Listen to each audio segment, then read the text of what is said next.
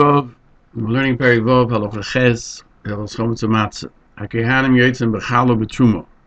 Kohanim fulfill their obligations b'chalo b'truma. Aval bi shehi matzah she'ein ruya l'chol olam. Even though this is not matzah, which everyone can eat. Mechon yotzim, so too they fulfill their obligation b'matzah. We'll go down to the Peirush below. Let's see what it means.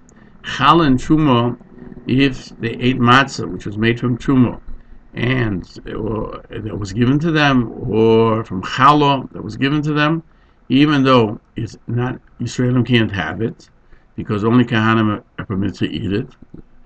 It's kosher, you fulfill your obligation. The Maggid Mishnah cites the Mishnah in Sukka 35a, the Kohanim b'chalo b'truma. The Kohanim b'chalo b'truma. What's it in the Yisrael b'matzah shel truma? Rabbeinu Manoach cites the Gemara in Sukka 35a, that we learn from the posuk, only that which you are forbidden about chometz, you are yoytze matzah. This is to the exclusion of truma, which is forbidden for another reason. Therefore, Yisrael cannot be yoytze bo. So too, yoytze with matzah shel of ma'aser sheni, which has to be eaten in Yerushalayim. It's technically, is it yours or not? If you made matzah from meat of ma'aser sheni, that you have to eat it only in Yerushalayim, you yoytze. If you ate it in Yerushalayim, but matzah shel bikurim, afilu b'Yerushalayim, but bikurim you cannot be yoytze. They should bikurim ein lahem heta b'chol ha'meishavos. Bikurim can never be eaten elsewhere than Yerushalayim, because they're eaten only in Yerushalayim, not elsewhere, and you can't redeem them, which you can do by Ma'aser Sheni. You can redeem it, and therefore it's possible to eat it everywhere by redeeming it. And where do we know that you fulfill your obligation only when you have something that can be eaten everywhere? Because it says in the Uksiv, it says in Shmois 12:20, it's every place. So it has to be a matzah that can be eaten everywhere. Matzah that can be eaten in all your areas. That's when you yoytze yedei chayva.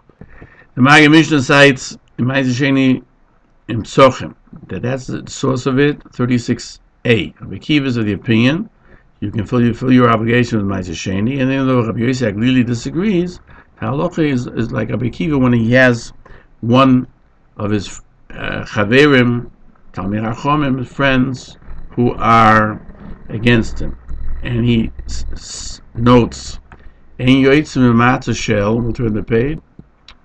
And bikurim you can't fulfill even in Yerushalayim, from the same Gemara on 36b, that everyone agrees to that, because it has to be mutter, something that can be eaten everywhere, and bikurim cannot be redeemed. Therefore, it's not considered edible everywhere. So Rabbeinu Manoach has a question. We are of the opinion, like Rae Meir, who's of the opinion that Ma'aser Sheni is Mammon Gavoya, is not a person's private money. And the Gemara Psochim says, Amar Basi, this is in 38a, according to Rae Meir, a person can't be yoytze with matzah Ma'aser Sheni because it's not his matzah. He only has his right to eat in Yerushalayim, and since it's not his, you're not yoytze. So you see that matzah has to be his. So Halacha Mishnah questions from Ma'aser Sheni that we do say, according to Rae Meir, that he could eat it. How come? So Rabbeinu Manoach says that the Rambam is of the opinion Rabbi Chia bar Oven in Sukka 35a, that you don't need to have an acquisition of money in the matzah. You need to have the ability to eat it. And therefore, Rae Meir says, even though it's Mammon Gavoya, it's not your money. Just like when you go to somebody else's house, it's not your money, your matzah. You can still, it's called, you can eat it. And therefore, Rae Meir would permit it. And furthermore, Rabbi Akiva says, you can fulfill your obligation in Ma'aser Sheni. Now, look at Rabbi Akiva from his chaverim. So therefore, I'm not sure whether Rabbi Akiva holds like Rae Meir or not, but that halacha is like Rabbi Akiva.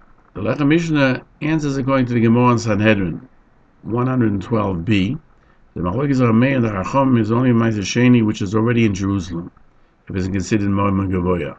But when it's not yet brought to Jerusalem, everyone agrees that it is Momen Gavoya, and therefore you don't have to take off Chalo. And the Rambam Paskins, the Ma'aser Sheni is Momen Gavoya, is talking about in Gvulan, where even the Chacham admit that therefore you cannot eat it for matzah. But it doesn't paskin at Yerushalayim.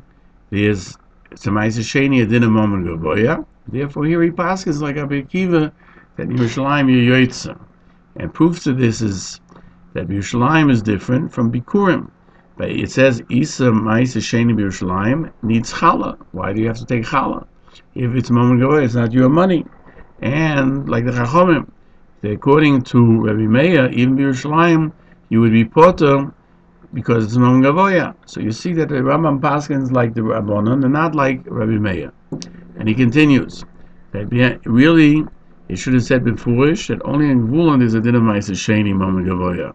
Just that according to his way, he brings the Svar of Meir as it's stated. In other words, the Rambam is very interesting, and that sometimes he quotes the loser, the one that he doesn't paskin like, as long as the language fits in.